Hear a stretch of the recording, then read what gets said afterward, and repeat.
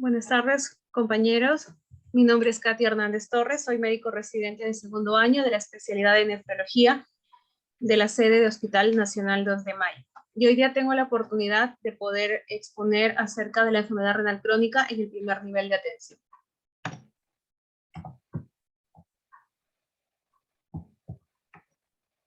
Bien, a manera de introducción sabemos de que la enfermedad renal crónica es un problema de salud pública, tanto a nivel nacional e internacional. Es una afección progresiva que afecta a más del 10% de la población general en todo el mundo y asciende a más de 800 millones de personas. Representa una carga especialmente grande en los países de ingresos bajos y medianos, lo que hace que sea más difícil y sea un desafío realmente enfrentar esta patología. Se ha convertido en una de las principales causas de mortalidad en todo el mundo y es una de las pocas enfermedades no transmisibles que han mostrado un aumento en las muertes asociadas en las últimas 2 décadas. Por tanto, realmente un problema de interés nacional e internacional. Ha habido incremento en los casos de obesidad, por ejemplo, de diabetes mellitus, de hipertensión arterial, en donde dichas enfermedades no están controladas, no hay concientización por parte de la población y por tanto ahora ha llevado mayor énfasis a poder estudiar esta patología. Como podemos observar en la imagen de la derecha, 1 de cada 10 personas padecen de esta enfermedad y se planea que en el 2040 aproximadamente será en el número 5 de las enfermedades que pueden provocar la muerte. Bien, como lo mencioné, ¿no? Más de 1 de cada 7 personas, esto es en Estados Unidos, casi del 15% de las personas adultas tienen enfermedad crónica, o sea, alrededor de 37 millones de personas. Aquí en el cuadro del lado derecho podemos observar, ¿no?, el porcentaje de adultos de 18 años y mayores en los Estados Unidos que padecen de esta enfermedad por edad, sexo y raza o grupo étnico. Y podemos ver de que mayor prevalencia tenemos a los pacientes mayores de 65 años, del género femenino y de raza negra no hispana. Bien, como le mencioné, 1 de cada 3 adultos con diabetes, y si hablamos de hipertensión arterial, 1 de cada 5 adultos podrían tener enfermedad renal crónica. ¿En quiénes son más prevalentes? Como le mencioné, diabetes mellitus, en pacientes mujeres, pacientes de avanzada edad y aquellos con hipertensión. Bien, ¿qué barreras nosotros nos encontramos desde el primer nivel de atención, tanto para la prevención, diagnóstico, tratamiento temprano de la enfermedad renal crónica? Primero, de que tenemos falta de utilización o disponibilidad de las herramientas, no las tenemos muchas veces. Falta de identificación y tamizaje de pacientes con factores de riesgo. ¿Quiénes son esos pacientes en los cuales yo tengo que tomar mucho interés en evaluar para poder diagnosticar oportunamente? Desconocemos la oportunidad que tenemos de poder estudiar esta enfermedad. Se le resta importancia, pero ya vemos de que con el pasar de los años, esta enfermedad está asomándose cada vez a los primeros lugares de causa de muerte, tanto de gastos también a nivel socioeconómicos, como también de mortalidad cardiovascular. Hay falta de sensibilidad y de conocimiento de la magnitud y del impacto de esta enfermedad. Y, por último, falta de entrenamiento de los profesionales en atención primaria. ¿Y esto qué nos conlleva? Nos conlleva a que no se aplique de manera oportuna tanto la nefroprotección como la cardioprotección. Hay un uso indiscriminado de AINES, de aminoglucósidos. Muchas veces los pacientes, como padecen de dolor crónico por distintas enfermedades, optan por automedicarse, o ya sea por una infección urinaria. Lo primero que se indica generalmente son los aminoglucósidos, ¿no?, como la gentamicina, la amicacina. ¿Cuántas veces nosotros hemos indicado eso? Hay ausencia de promoción de la cultura de autocuidado, y esto también nos lleva a una falta de sistematización y de coordinación en los servicios de salud. Bien, este es un cuadro bastante interesante que nos muestra los factores tanto predisponentes, los factores que nos permiten iniciar la enfermedad y aquellos que se quedan con el paso del tiempo y que empeoran el pronóstico de la enfermedad renal crónica. Los factores predisponentes ya tenemos muy conocido el factor de la edad, ¿no?, mayor de 60 años. Historia familiar de enfermedad renal crónica, el grupo étnico, hispano, género masculino, pacientes con síndrome metabólico, pacientes con obesidad, pacientes con dislipidemias, pacientes que tienen reducción de la masa renal, ya sea de forma congénita o adquirida, ¿no? Bajo nivel socioeconómico y de educación, estados de hiperfiltración también, como la diabetes mellitus, disminución del número de nefronas, probablemente el paciente nació pretérmino, con bajo peso al nacer, la presión arterial que no está controlada, entre otros, ¿no? ¿Qué factores inicia la enfermedad renal crónica? La diabetes mellitus encabezada, la hipertensión arterial sistémica, las enfermedades autoinmunes, como por ejemplo la artritis reumatoide, el lupus eritematoso sistémico.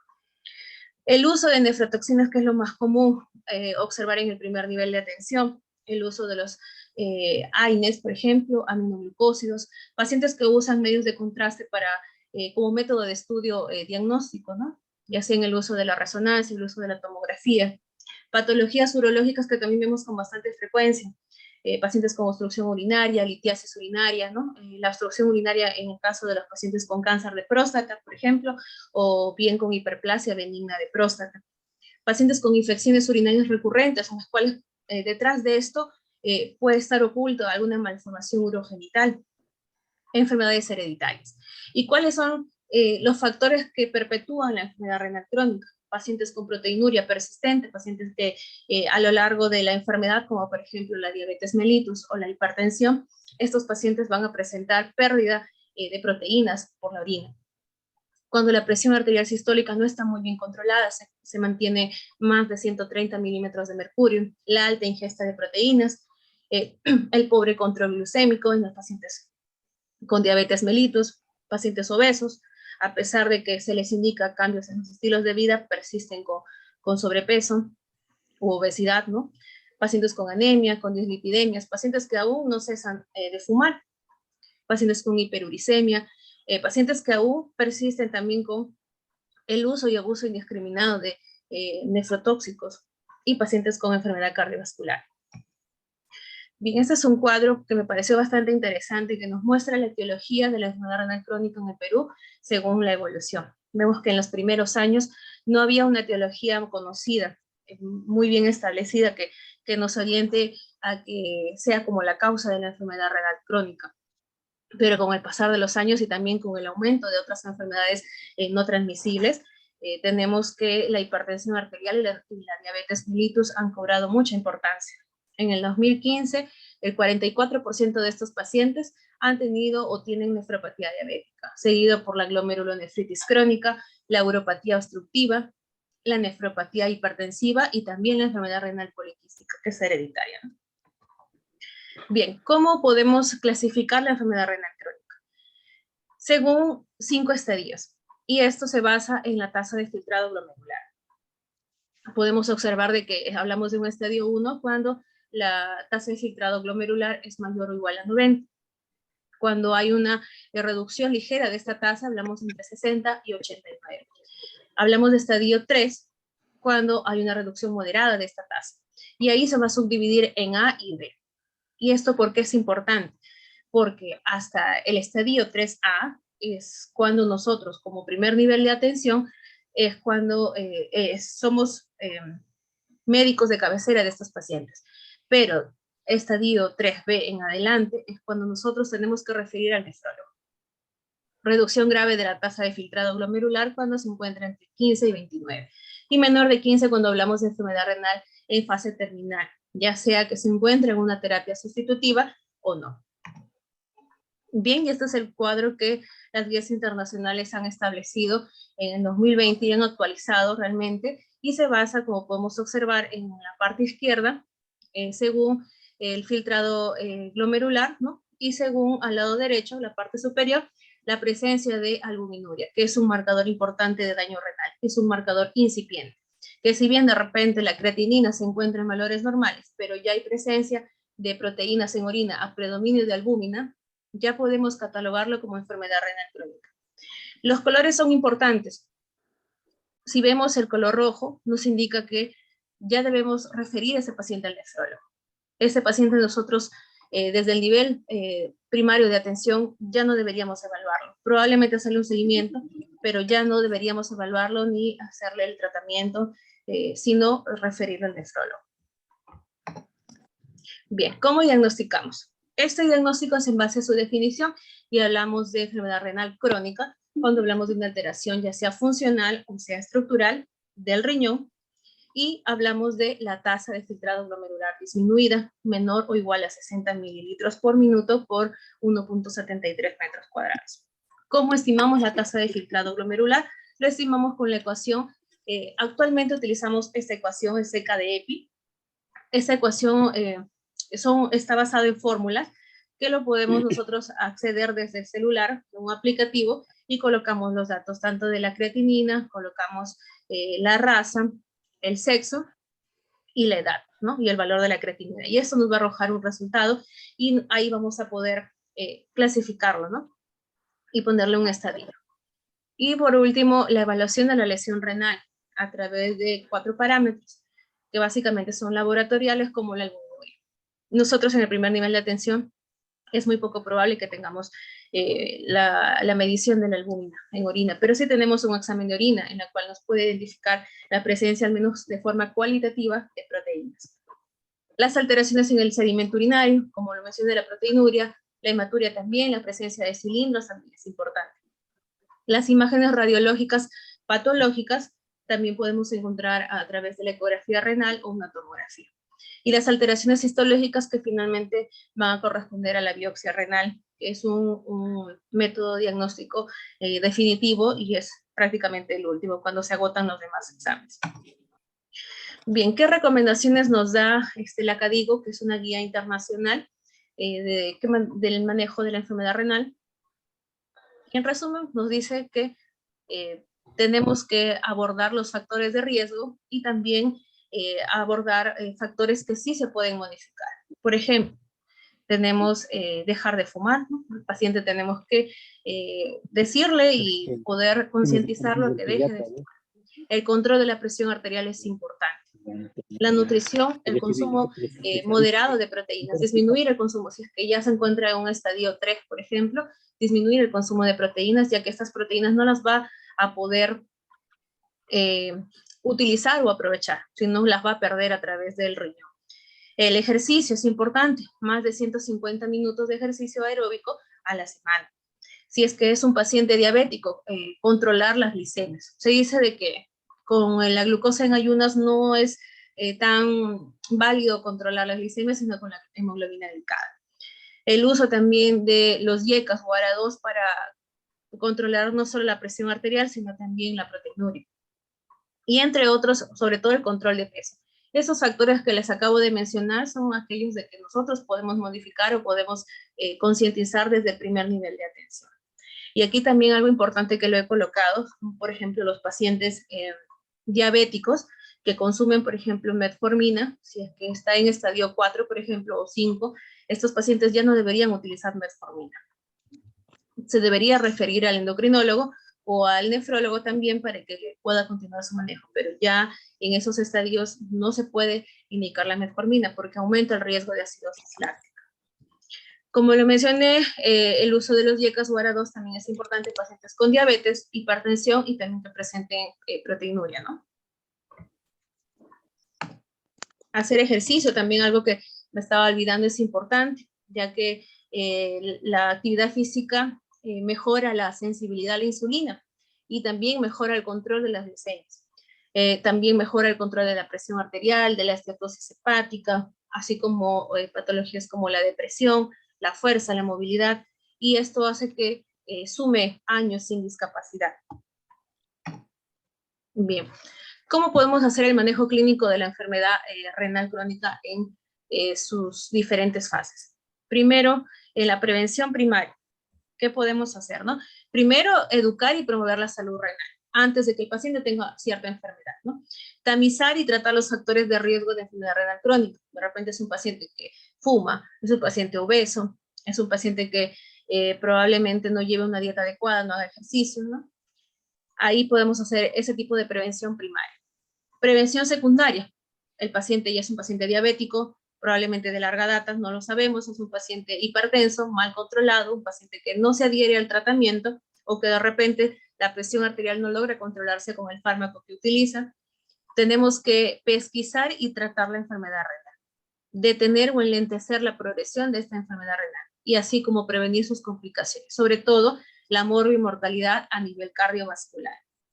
Y la prevención terciaria, cuando ya el paciente tiene una enfermedad renal crónica ya establecida, probablemente avanzada, y hay que programar el ingreso oportuno a diálisis o algún tratamiento sustitutivo. Hay que tratar las complicaciones y promover la calidad de vida en la salud. Bien, en el nivel de atención primario, se controla la mayoría de los pacientes con patologías de riesgo de enfermedad renal crónica. La mayoría de estos pacientes no va a llegar a enfermedad renal crónica terminal, pero sí es importante abordarlos aquellos que tengan estas comorbilidades como la hipertensión, la diabetes mellitus, pacientes obesos, pacientes con un síndrome metabólico, pacientes que tengan algún grado de enfermedad cardiovascular, ¿no? Y el famoso llamado programa cardiovascular. Esta es una diapositiva que pude obtener de la Organización Panamericana de Salud del 2019 en un curso, donde nos menciona los gastos alarmantes que tiene este país, Chile, cerca de 250 millones al año de dólares en diálisis, ¿no? Y podemos ver de que mientras más pacientes abordamos de este tipo, más pacientes o más dinero se gasta en diálisis, ¿no? Y estos 25 millones podríamos haberlos ahorrado y empleado e invertido en el primer nivel de atención. Bien, ¿cuál es el modelo de atención de la enfermedad renal crónica en nivel primario? Un modelo de atención es aquel conjunto de procedimientos que nos permite entregar servicios de salud integrando necesidades de la población, el uso de las tecnologías disponibles, utilizando también el conocimiento y la forma en que los recursos pueden ser utilizados y las formas también de participación social y de gobierno. Entonces, el modelo que nosotros necesitamos enfocar para la enfermedad renal crónica es un modelo de atención multidisciplinario, que puede comenzar desde el médico, la enfermera, el técnico, la nutricionista, la psicóloga. Es manejo multidisciplinario, ¿no? En conjunto. ¿Cuáles son las ventajas? Que puede ayudarnos a mejorar el estilo de vida, puede ayudarnos a mejorar los resultados bioquímicos, por ejemplo, los valores de urea creatinina, mejorar también resultados clínicos como la albuminuria, que es un factor bastante importante de progresión y de pronóstico de la enfermedad renal, mejorar los niveles de glicemias, mejorar la presión arterial, el retraso del inicio de una terapia de soporte renal, que es lo que nosotros no deseamos, ¿no? Que llegue el paciente, así como también mejorar el estado nutricional.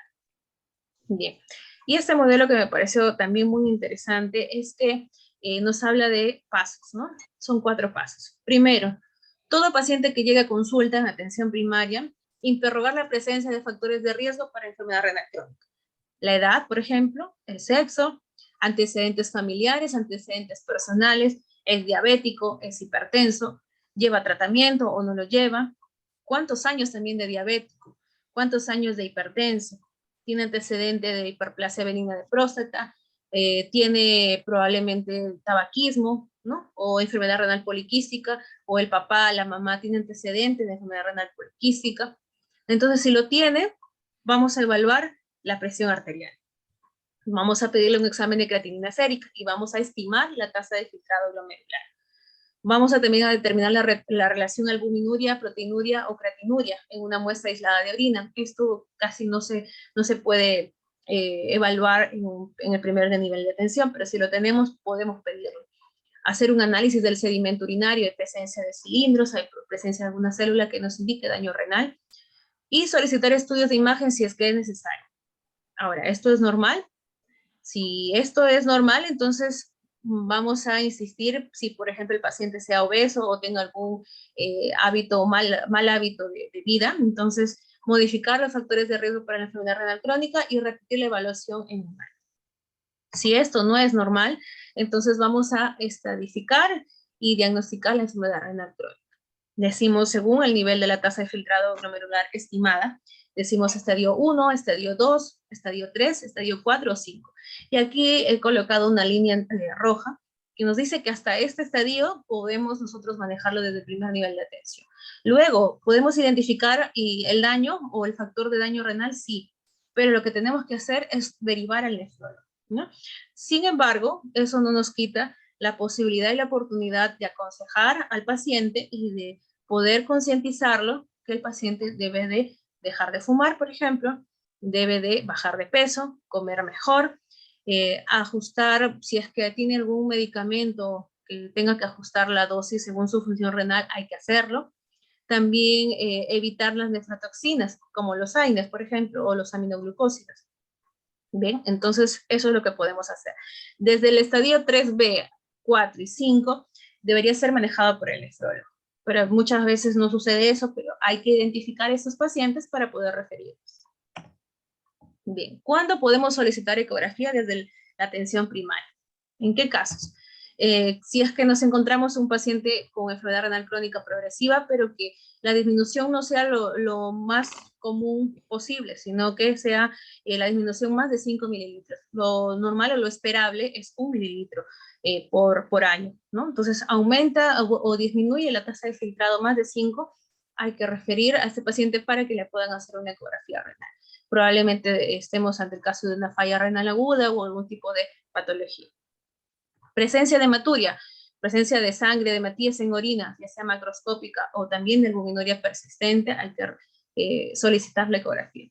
Si es que hay algún síntoma de obstrucción del tracto urinario, ya sea de repente una hiperplasia benigna de próstata o un globo vesical de pronto, cuando la paciente o el paciente tenga más de 15 años y tenga antecedente familiar de riñones poliquísticos, ya sea que esté también en estadio 4 o 5, pacientes con proteinuria, y que tenga infecciones urinarias a repetición con compromiso renal. Es paciente candidato para referir a una ecografía renal. Bien, la revisión en la atención primaria. ¿Qué es lo que podemos hacer nosotros? Podemos controlar la presión arterial y ajustar el tratamiento. Evitar hipotensiones en los adultos mayores. Hay que tener bastante cuidado en indicar un antihipertensivo en un adulto mayor. Es un adulto puede que sea frágil, susceptible a cambios de presión arterial. Vigilar la presencia de anemia, que podemos ver desde incluso estadios 3, 4, presencia de anemia o alguna alteración hidroelectrolítica, parestesias, adormecimientos o temblores, pesadez, astenia, ¿no? También revisar la medicación, qué medicamentos recibe este paciente, probablemente le hayan indicado o se haya automedicado algún nefrotóxico. Revisar los hábitos dietéticos, está fumando, consume verduras, frutas, entre otros, ¿no? Y aquí podemos ver los controles que son necesarios desde la atención primaria y podemos ver de que hasta al estadio 1, 2, 3A es cuando nosotros podemos hacer 1 o 2 controles al año, de visitas anuales. Pero lo que aparece en fucsia es porque ya debemos de referir al nefrólogo, idealmente. Bien, y los objetivos por especialidad, nosotros nos vamos a enfocar en el primer cuadro, que vamos a identificar los pacientes de riesgo de enfermedad renal crónica, detectar su progresión con el aumento de proteinuria o de repente se ha deteriorado la función, ¿no? Renal, y controlar los factores de riesgo cardiovascular asociados. Lo más frecuente es que probablemente sea una enfermedad renal diabética o una enfermedad renal por hipertensión arterial, ¿no? Bien. ¿Qué perspectiva nosotros tenemos desde el punto de vista del primer nivel de atención? Sabemos de que el manejo es complejo, fragmentado, es muy poco homogéneo, es muy poco conocido, asociado con pobres resultados que no se han observado en nuestros años. Y esto hace que nos ponga de manifiesto la urgente necesidad de implementar un abordaje multidisciplinario desde las etapas tempranas de la enfermedad, ¿no? Hay estrategias multidisciplinarias que deben enfocarse en las necesidades de los pacientes para así incrementar también su empoderamiento y deben ser adaptadas a los recursos y sistemas de salud existentes. Su implementación